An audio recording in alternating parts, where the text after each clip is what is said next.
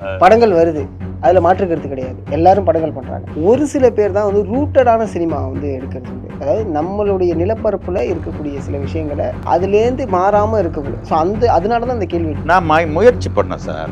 I want to become a good டைரக்டர்னு பேர் எடுக்கணும்னு முயற்சி பண்ணேன்.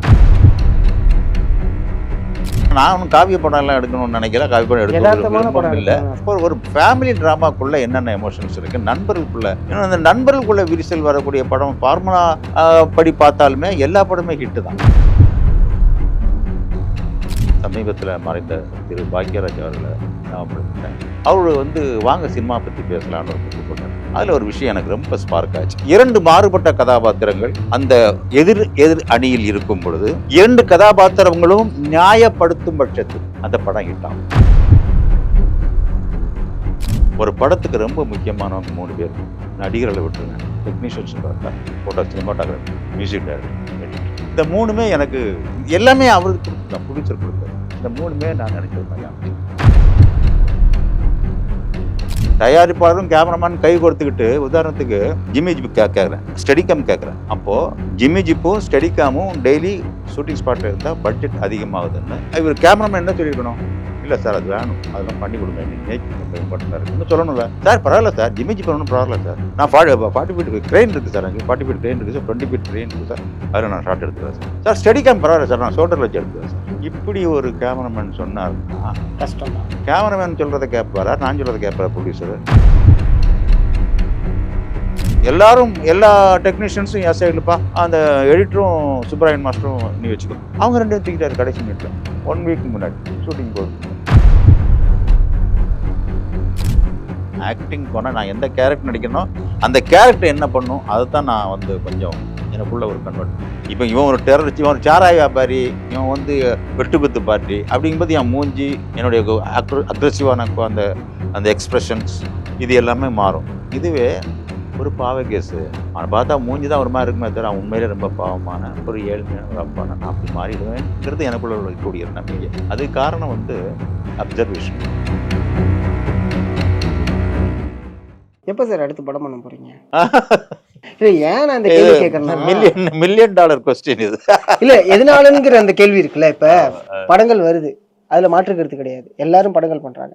ஒரு சில பேர் தான் வந்து ரூட்டடான சினிமா வந்து எடுக்கிறது உண்டு. அதாவது நம்மளுடைய நிலப்பரப்பில் இருக்கக்கூடிய சில விஷயங்களை அதுலேருந்து மாறாமல் இருக்கக்கூடிய. ஸோ அதனால தான் அந்த கேள்வி. நான் முயற்சி பண்ணேன் sir. I want to become a good டைரக்டர்னு பேர் எடுக்கணும்னு முயற்சி பண்ணேன். அதுக்கு ஏதாவது சம்திங் டிஃப்ரெண்ட்டாக இருக்கணும்.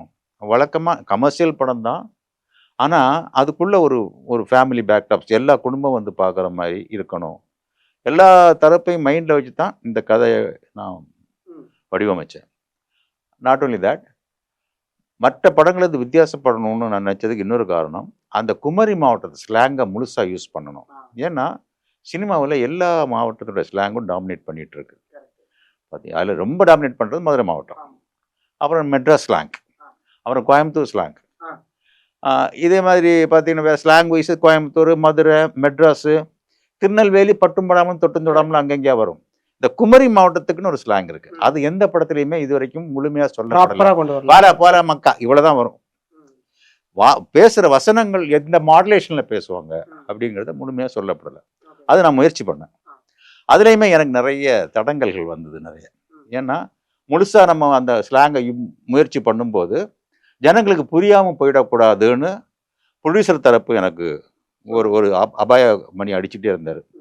அதனால நான் ஒரு நேட்டிவிட்டியான வசனங்களுக்குள்ளே என்னால் போக முடியாமல் போச்சு. நானே எழுதிட்டு நானே மாற்றிருக்கேன். ஸோ அப்படி இருந்தாலும் பார்த்தீங்கன்னா அந்த மாடுலேஷன், அந்த ஸ்லாங்கு முழுசாக இருக்கும் அந்த படத்தில். நிறைய பேருக்கு வரல.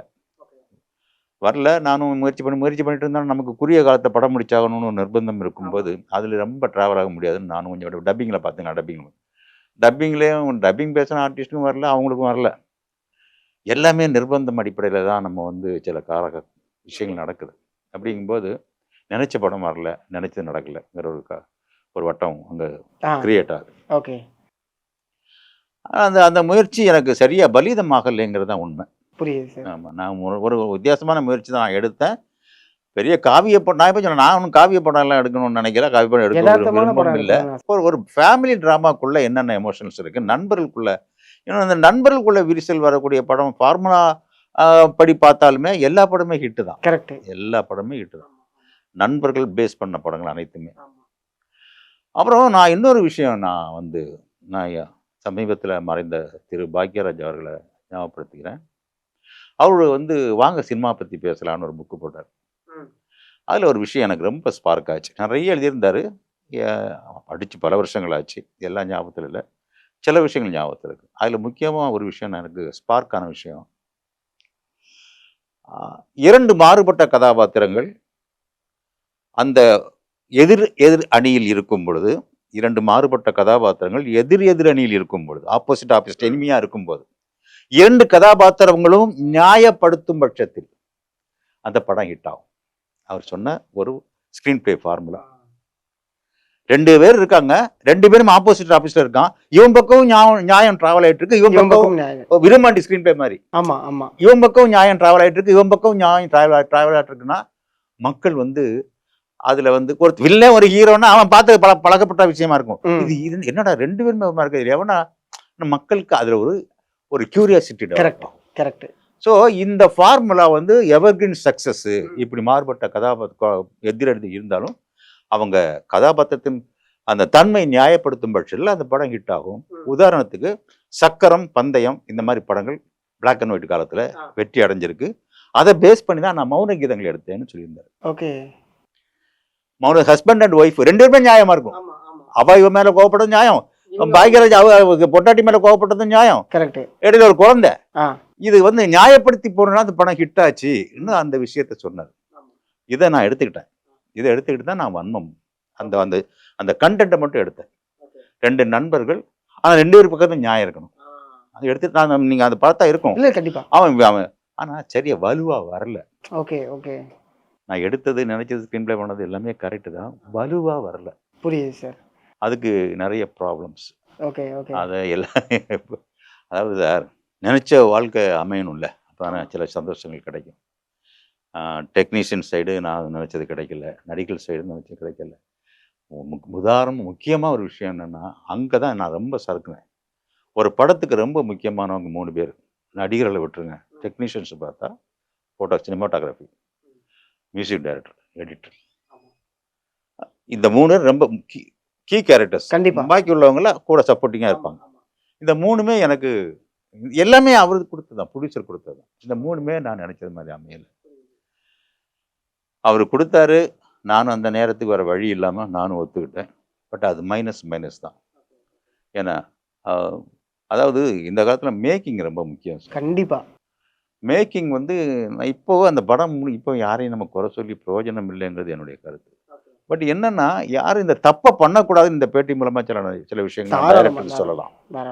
என் போன்ற டைரக்டர்ஸு தயாரிப்பாளரும் கேமராமேன் கை கொடுத்துக்கிட்டு, உதாரணத்துக்கு நான் ஜிம்மி ஜிப் கேட்குறேன், ஸ்டெடிகாம் கேட்குறேன். அப்போது ஜிம்மி ஜிப்பும் ஸ்டெடிகாமும் டெய்லி ஷூட்டிங் ஸ்பாட்டில் இருந்தால் பட்ஜெட் அதிகமாகுதுன்னு கேமராமேன் கூட உட்காந்துட்டு ப்ரொடியூசர் பேசும்போது, கேமராமேன் இல்லை சார், இந்த அதெல்லாம் தேவை, நீங்கள் கொஞ்சம் சப்ளை பண்ணுங்க டைரக்டர் சொல்லி டெய்லி எல்லாம் நான் டெய்லி கேட்கல தெரியுங்க. நான் ஆஸ் பர் ஷெடியூல் எந்த சீனுக்கு தேவையோ அந்த சீன் மட்டும் வர வச்சுக்கலாம் தான் நான் கேட்டிருக்கேன். ஏன்னா நான் பயங்கர எக்ஸ்பீரியன்ஸு எனக்கு ஷெடியூலிங் பண்ணுறதுக்கும், எந்தெந்த டேட்டில் எந்த எக்யூப்மெண்ட் வேணுங்கிறது நான் தெளிவாக தரவாக இருக்கேன். அதை கூட இவர் கேமராமேன் என்ன சொல்லியிருக்கணும், இல்லை சார் அது வேணும், அதெல்லாம் பண்ணி கொடுங்க, இன்றைக்கி மேக்கிங் ரொம்ப இம்பார்ட்டண்ட்டாக இருக்குன்னு சொல்லணும்ல. சார் பரவாயில்ல சார், ஜிமிஜி பண்ணணும் பரவாயில்ல சார், நான் 40 ஃபீட் கிரெயின் இருக்குது சார், எனக்கு 40 ஃபீட் கிரெயின் இருக்குது சார், 20 ஃபீட் கிரெயின் இருக்குது சார், அதில் நான் ஷார்ட் எடுத்துக்கிறேன் சார்.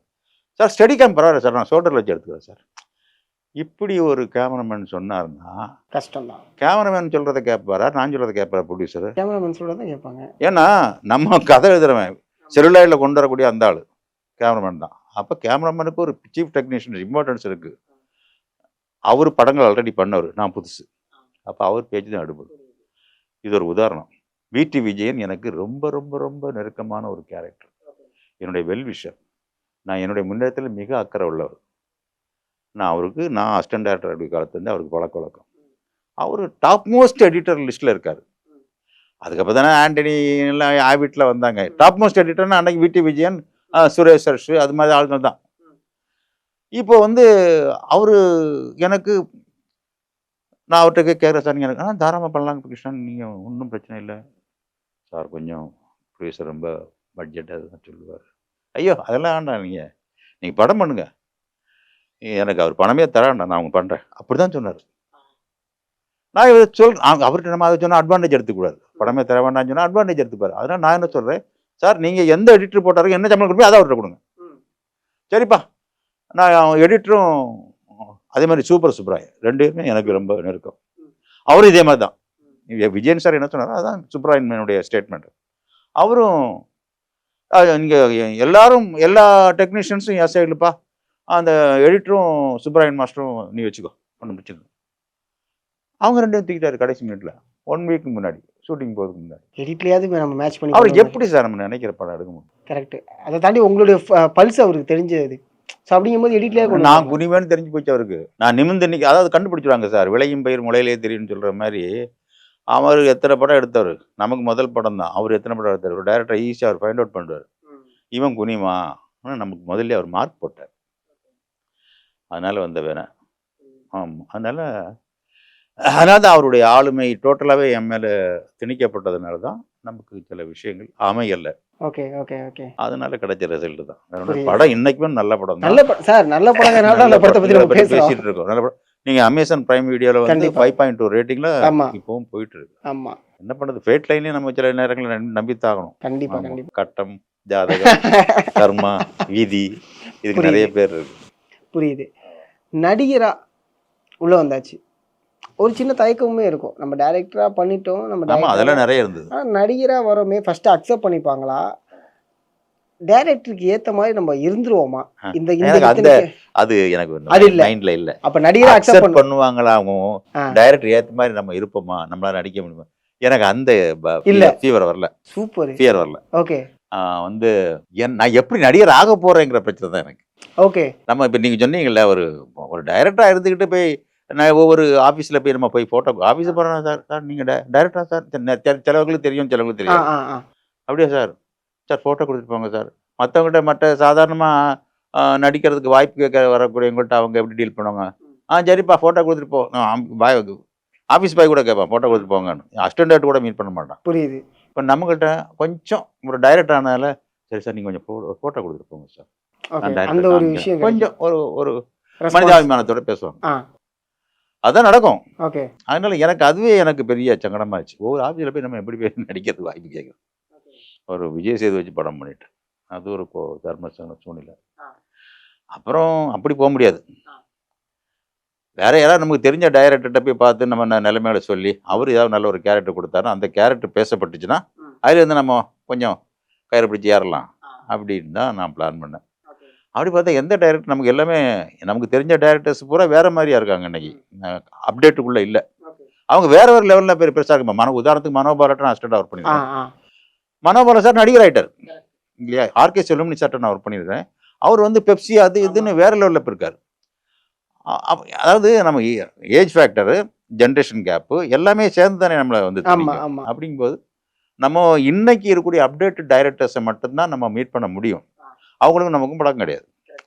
அப்போ அப்படி நான் மீட் பண்ணணும்னு நினச்சது வெற்றிமாறன் சார்.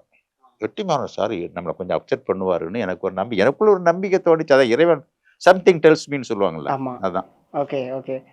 அதில் ரூட் எடுத்து விஜயன் சார் மூலமாக வெற்றிமாறன் சாரை பார்த்தேன். அவர் ஆடிஷன் கொடுக்க சொன்னார், கொடுத்தேன்.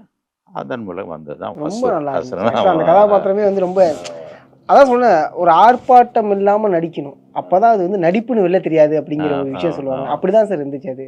ஏன்னா அந்த டைலாக சொல்லும் போதே வந்து பார்த்தீங்கன்னா, என் பையன் காட்டில் தான் இருக்கான் கேட்குறேன்.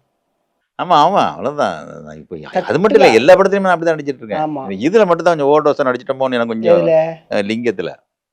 பட் அந்த அந்த கேரக்டருக்கு அது அந்த இடத்துல தோணல. ஏன்னா இங்க ஆப்போசிட்ல என்ன நடக்குது, இப்போ ஆப்போசிட்ல அந்த அளவுக்கு அக்ரெசிவா இல்ல அப்படின்னா நீங்க பண்ணிருந்தீங்கன்னா கண்டிப்பா தனியா தெரிஞ்சிருப்பீங்க. ஆமா, ஆப்போசிட்லயே அக்ரெசிவா தானே இருக்காங்க. ஏன் என்கிட்ட வந்து சொந்தக்காரர் பொம்பளை லேடி என்கிட்ட கேட்டாங்க, எல்லா சீன்ல என்ன ஒரு மாதிரி அப்படியே ஒரு மாதிரி ரக்குடா கோவிச்சுக்கிட்டு அப்படியே வந்து கர்ஜனை பண்ணிக்கிட்டே இருக்கேன், வந்து ஒரு சாப்பிட்டா அந்த கதாபாத்திரமே அப்படித்தானே.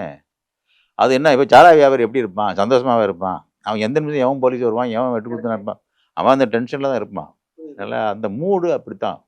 இன்னொன்று வெட்டுக்குத்து கொலைன்னு போயிட்டு இருக்கு. அப்படிங்கும்போது அவன் ஜிரிச்சிட்டுலாம் இருக்க முடியாது அப்படின்னு சொல்லி சமாதானப்படுத்தினேன். பட் அந்த கொஸ்டின் எனக்கு உள்ள ஓடிட்டே இருந்துச்சு. இல்லை சார், இல்லை சார், ரொம்ப நல்லா இருந்துச்சு. அதனால தான் அந்த கதாபாத்திரத்தை எடுத்து நம்ம பேசுகிறோம். அந்த கதாபாத்திரத்துக்குள்ள இத்தனை விஷயங்கள் இருக்குன்னு சொல்லிட்டு அதை டிஸ்கஸ் பண்ணுறோம் நம்ம. Super sir. அடுத்து என்ன ப்ராஜெக்ட் சார் போயிட்டுருக்கு? அடுத்து எனக்கு நான் வந்து இவர் ஞானவேல் சார் டைரக்ட் பண்ணுறல, ஜெய்பீம் டைரக்டர் ஞானவேல் சார், சூர்யா படம், அதில் ஒரு கேரக்டர் கமிட் ஆகிருக்கு. அப்புறம் வந்து இவர் Romeo Pictures Vikram Prabhu act பண்ணுறார், சித்தார்த்னு ஒரு புது டைரக்டர், அவர் படம். ஒரு 2 3 படங்கள் பேசிட்டு இருக்காங்க. Super sir, super sir. போயிட்டு இருக்கு அப்படியே. இல்லை, ரொம்ப அதான் சொல்றேன், நீங்கள் வரக்கூடிய அந்த நீங்கள் எடுத்து நடிக்கக்கூடிய அந்த கதாபாத்திரம் ரொம்ப நேர்த்தியாக இருக்குது. எங்கேயுமே வந்து என்னடா ஒட்டுடையே அப்படிங்கிற மாதிரி இல்லை. அது ரொம்ப அழகாக இருக்குது. அது அப்படியே இருக்கும், அது மாறாது. இல்லை சார், இன்னொன்று தான், நம்ம ஆக்டிங்னு வந்தாச்சும் என்னுடைய இயல்பு தான். ஆக்டிங் போனால் நான் எந்த கேரக்டர் நடிக்கிறனோ அந்த கேரக்டர் என்ன பண்ணும் அதை தான் நான் வந்து கொஞ்சம் எனக்குள்ள ஒரு கன்வெர்ட் பண்ணுவேன். ஒரு இதுவே வந்து ரொம்ப ஒரு வயசான ஒரு ஃபாதர், ஒன்று வந்து நூலாக போன ஒரு ஃபாதர்னா நான் அதை மாறிடுவேன். இப்போ இவன் ஒரு டெரரிஸ்ட், இவன் ஒரு சாராய வியாபாரி, இவன் வந்து வெட்டுக்குத்து பார்ட்டி அப்படிங்கும்போது என் மூஞ்சி, என்னுடைய அக்ரெசிவான அந்த அந்த எக்ஸ்ப்ரெஷன்ஸ் இது எல்லாமே மாறும். இதுவே ஒரு பாவ கேஸு, அவனை பார்த்தா மூஞ்சி தான் ஒரு மாதிரி இருக்குமே தவிர அவன் உண்மையிலே ரொம்ப பாவமான ஒரு ஏழ்மையான ஒரு அப்பானா நான் அப்படி மாறிடுவேன்ங்கிறது எனக்குள்ள இருக்கக்கூடிய ஒரு நம்பிக்கை. அதுக்கு காரணம் வந்து அப்சர்வேஷன். சின்ன வயசுலேயே படம் பார்த்த ஒரு அனுபவம். நம்ம அந்த காலத்து நடிகர்களை அப்படி உள்வாங்கியிருக்கோம். நான் வந்து சினிமா பார்க்க ஆரம்பித்த காலத்துலேருந்தே சிவாஜி சார் படம் ரொம்ப ரசித்து பார்ப்பேன். ஆனால் எம்ஜிஆருடைய ஃபேன். நான் 2 பேர் படத்தையும் ஒன்று கூட மிஸ் பண்ண மாட்டேன். இவரை பார்த்து அழுவேன், அவரை பார்த்து எமோஷனல் ஆவேன். புரியுது. ஆமாம், இவர் இந்த ஃபேமிலி அது இது அந்த உணர்வு பூர்வமான விஷயங்கள் இவர்கிட்ட நமக்கு நிறைய வரும். ஒரு மனுஷன் எப்படிலாம் இருக்கணும், எப்படிலாம் தன்னை மட்டுமே யோசிக்காமல் சுயநலத்தோடு வாழாமல் இந்த மக்களுக்காகவும் இந்த நாட்டுக்காகவும் தன்னுடைய வீட்டுக்காகவும் ஒரு மனுஷன் எப்படிலாம் வாழணும், எப்படிலாம் செய்யணும்னு அந்த ஆள் தான் சொல்லிட்டு இருக்காரு. அவர்கிட்ட இருந்து நிறைய விஷயங்கள். இவங்க பின்னாடி இருந்தாங்க பாருங்க நடிகங்க, இவங்க 2 பேருமே ஹீரோஸ். இவங்க பின்னாடி சுற்றி குணசித்திர கதாபாத்திரங்கள் நடித்தாங்க பாருங்க. TS Balaiah, SV Rangarao, SV Subbaiah, TR Ramachandran, அப்புறம் வந்து வி.கே. ராமசாமி, எம்.ஆர். ராதா, அவங்கள வந்து நம்ம அவங்கள ரசிப்போம், இவங்களை அப்சர்வ் பண்ணுவோம்.